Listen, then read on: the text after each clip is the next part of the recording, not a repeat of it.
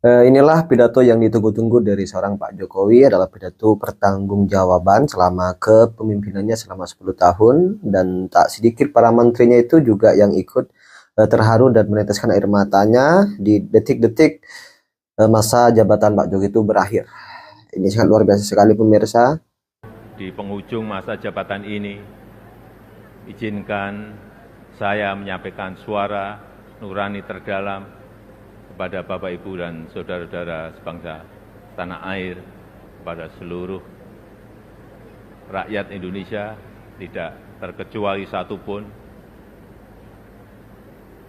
Saya dan Profesor Kiai Haji Ma'ruf Amin mohon maaf untuk setiap hati yang mungkin kecewa, untuk setiap harapan yang mungkin belum bisa terwujud, untuk setiap cita-cita yang mungkin belum bisa tergapai. Sekali lagi kami mohon maaf. Kami mohon maaf.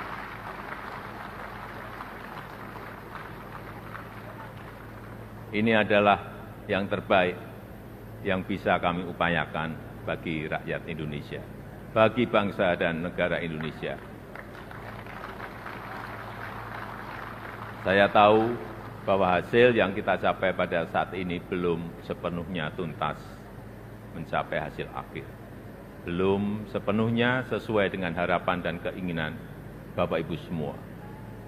Namun saya yakin dan percaya dengan persatuan dan kerjasama kita, dengan keberlanjutan yang terjaga, Indonesia sebagai negara yang kuat dan berdaulat akan mampu melompat dan menggapai cita-cita Indonesia emas di tahun 2045.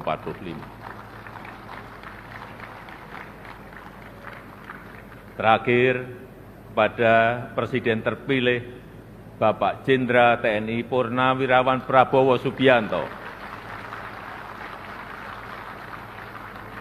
Tahun depan, insya Allah Bapak yang akan menyampaikan pidato kenegaraan.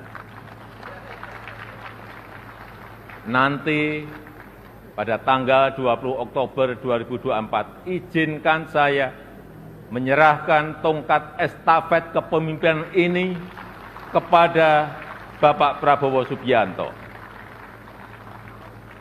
Izinkan saya juga menyerahkan semua harapan dan cita-cita masyarakat Indonesia dari Sabang sampai Merauke, dari Miangas sampai Pulau Rote, dari pinggiran, dari daerah terluar, dari desa dan dari pusat-pusat kota kepada Bapak.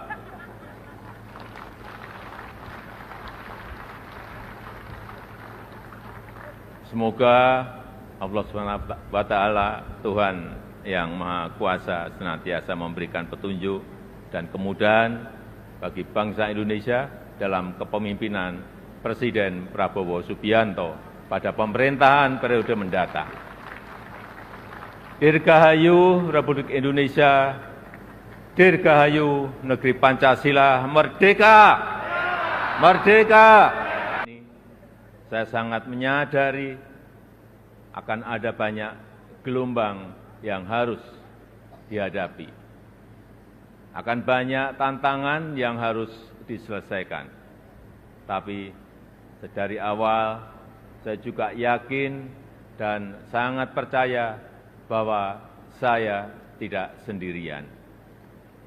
Ada cita-cita dan harapan masyarakat. Ada dukungan dan doa dari rakyat yang selalu mengiringi dan menguatkan. Senyum, sapa, dan doa Bapak, Ibu, dan saudara-saudara sebangsa setanah air semua adalah sumber kekuatan saya. Dan hari ini, 16 Agustus 2024, di momen terakhir saya dan Profesor Kiai Haji Ma'ruf Amin berdiri di sini. Izinkan kami menyampaikan terima kasih yang tulus, terima kasih yang sebesar-besarnya kepada Bapak Ibu semua, kepada seluruh rakyat Indonesia dimanapun berada, yang selama 10 tahun ini telah dengan kuat bersama-sama melintasi tantangan demi tantangan, menapaki langkah demi langkah, dan menghadapi terjadinya perubahan demi perubahan. Sehingga kita sebagai sebuah bangsa yang besar bisa sampai pada titik ini. Titik yang bisa menjadi titik lontar untuk menggapai kemajuan bersama di masa yang akan datang. Alhamdulillah, selama 10 tahun ini kita telah mampu membangun sebuah fondasi dan peradaban baru dengan pembangunan yang Indonesia sentris. Membangun dari pinggiran, membangun dari desa, membangun dari daerah terluar, sehingga sampai saat ini kita telah membangun 366.000 km jalan desa, 1,9 juta meter jembatan desa, 2.700 km jalan tol baru, 6.000 km jalan nasional, 50 pelabuhan dan bandara baru, serta 43 bendungan baru dan 1,1 juta hektar jaringan irigasi baru. Sehingga kita berhasil menurunkan biaya logistik dari sebelumnya 24% menjadi 14% di tahun 2023. Sehingga kita bisa meningkatkan daya saing dari sebelumnya peringkat 44 menjadi peringkat 27 di tahun 2024. Sehingga kita mampu memperkuat persatuan kita karena akses yang lebih merata dan berkeadilan. Selain itu, ketangguhan kita sebagai sebuah bangsa juga terbukti dari daya tahan kita dalam menghadapi pandemi COVID-19, dalam menghadapi perubahan iklim, dan dalam menghadapi geopolitik dunia yang semakin memanas. Patut kita syukuri, alhamdulillah, Indonesia merupakan satu dari sedikit negara yang mampu pulih lebih cepat, bahkan terus bertumbuh. Pertumbuhan ekonomi kita terjaga di kisaran 5%, walau banyak negara tidak tumbuh, bahkan melambat. Wilayah Indonesia Timur seperti Papua dan Maluku justru mampu tumbuh di atas 6%, dan Maluku Utara mampu tumbuh di atas 20%. Inflasi juga terkendali di kisaran 2–3%, saat banyak negara mengalami kenaikan yang luar biasa, bahkan ada yang mencapai lebih dari 200%. Angka kemiskinan ekstrem mampu kita turunkan dari sebelumnya 6,1% menjadi 0,8% di tahun 2024. Angka stunting juga mampu kita kurangi dari sebelumnya 37% menjadi 21,5% di tahun 2023. Dan tingkat pengangguran juga mampu kita tekan dari sebelumnya 5,7% menjadi 4,8% di tahun 2024. Upaya perlindungan bagi masyarakat ekonomi bawah juga telah memberi manfaat luas bagi masyarakat. 361 triliun rupiah anggaran Kartu Indonesia Sehat selama 10 tahun ini telah digunakan untuk membiayai layanan kesehatan lebih dari 92 juta peserta JKN per tahunnya, mulai dari usia dini sampai lansia yang tersebar di seluruh Indonesia. 113 triliun rupiah anggaran Kartu Indonesia Pintar selama 10 tahun ini telah digunakan untuk pendidikan lebih dari 20 juta siswa per tahun mulai dari SD sampai SMA, SMK di seluruh tanah air Indonesia. 225 triliun rupiah anggaran program Keluarga Harapan selama 10 tahun telah dimanfaatkan untuk meningkatkan ekonomi sekitar 10 juta keluarga kurang mampu per tahunnya. Dan 60,3 triliun rupiah anggaran prakerja selama 5 tahun telah dimanfaatkan untuk menambah keahlian 18,8 juta pekerja yang tersebar di seluruh tanah air Indonesia. Ini adalah pembangunan yang kita cita-citakan bersama, pembangunan yang menyentuh semua lapisan masyarakat, pembangunan yang memberi dampak bagi masyarakat luas, dan pembangunan yang membuka peluang untuk tumbuh bersama-sama. Bapak, Ibu, saudara-saudara sebangsa dan setanah air, di sisi lain kita juga telah mengambil langkah besar untuk meningkatkan produktivitas dan nilai tambah dengan tidak lagi mengekspor bahan mentah, tapi mengolahnya dulu di dalam negeri. Walau banyak negara lain yang menggugat, menentang, bahkan berusaha menggagalkan, tapi kita sebagai sebuah bangsa yang berdaulat, sebagai bangsa yang besar, kita tidak goyah bahkan terus maju untuk melangkah. Dimulai dari nikel, boksit, dan tembaga yang akan dilanjutkan dengan timah, serta sektor potensial lainnya seperti perkebunan, pertanian, dan kelautan.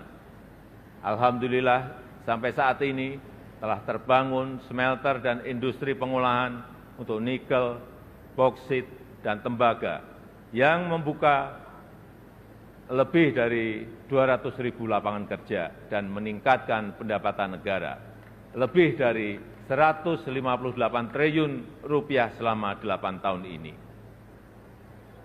Kita ingin kekayaan yang ada di negeri ini, anugerah Allah Subhanahu wa Ta'ala untuk negeri ini dapat dikelola sebesar-besarnya untuk kepentingan rakyat, dapat dimanfaatkan semaksimalnya untuk kesejahteraan rakyat. Oleh sebab itu, kita juga telah mengambil aset kita kembali yang selama puluhan tahun dikelola oleh pihak asing, yang selama puluhan tahun diambil manfaat besarnya oleh pihak asing, seperti Freeport, Blok Rokan, dan Newmont. Alhamdulillah, semuanya itu bisa kita ambil alih kembali. Selain itu, di saat dunia mulai mengarahkan masa depannya ke ekonomi hijau, Indonesia juga tidak ingin kehilangan momentum ini, karena Indonesia memiliki potensi besar di sektor energi hijau, yaitu sekitar kurang lebih 3.600 gigawatt, baik dari energi air, angin, matahari, panas bumi, gelombang laut, dan bioenergi. Sehingga kita terus konsisten mengambil bagian dalam langkah dunia melakukan transisi energi secara hati-hati dan bertahap, karena transisi energi yang ingin kita wujudkan adalah transisi energi yang berkeadilan, yang terjangkau dan mudah diakses bagi masyarakat. Di sektor teknologi dan digitalisasi, kita juga patut bersyukur untuk pertama kalinya kita memiliki INA Digital, sebuah digitalisasi layanan pemerintah yang terintegrasi untuk mempercepat dan mempermudah layanan bagi masyarakat. Cakupan elektrifikasi terus kita perluas hingga mencapai 99% di tahun 2024 tahun ini. Demikian juga dengan cakupan internet yang terus kita tingkatkan hingga mencapai 79% di tahun 2024. Ini akan menjadi ekosistem yang baik untuk mendorong digitalisasi UMKM dan pengembangan startup Indonesia, sehingga akan melahirkan semakin banyak entrepreneur muda yang berkualitas di negeri ini. Dukungan produk dalam negeri juga kita berikan perhatian khusus dengan memprioritaskan belanja APBN, APBD, dan BUMN untuk produk-produk dalam negeri. Karena kita ingin apa yang berasal dari rakyat dapat kembali ke rakyat dan bermanfaat maksimal untuk rakyat. Di bidang hukum, kita juga patut bersyukur setelah 79 tahun merdeka, akhirnya kita memiliki kitab undang-undang hukum pidana yang baru.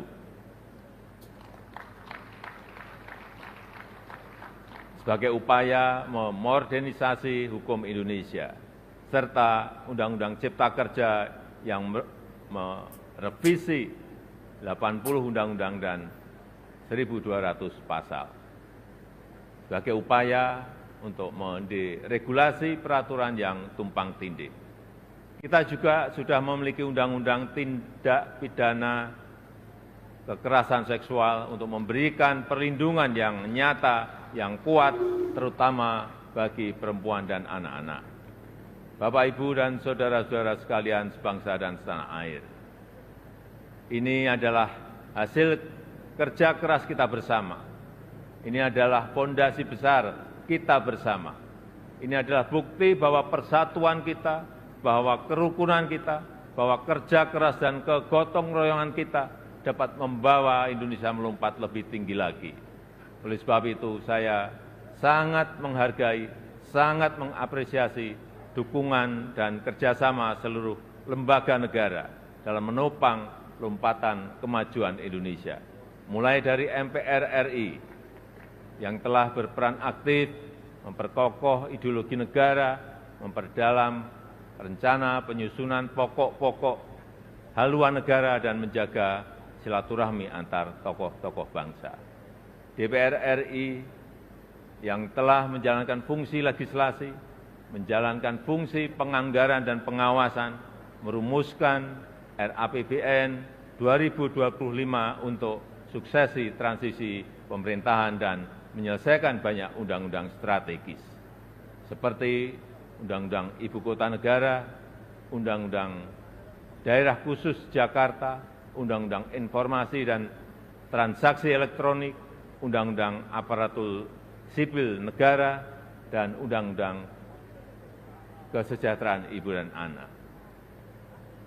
Oleh sebab itu, di penghujung masa jabatan ini, izinkan saya menyampaikan suara nurani terdalam kepada Bapak, Ibu, dan saudara-saudara sebangsa tanah air, kepada seluruh rakyat Indonesia, tidak terkecuali satupun. Saya dan Profesor Kiai Haji Ma'ruf Amin mohon maaf untuk setiap hati yang mungkin kecewa, untuk setiap harapan yang mungkin belum bisa terwujud, untuk setiap cita-cita yang mungkin belum bisa tergapai. Sekali lagi kami mohon maaf. Kami mohon maaf.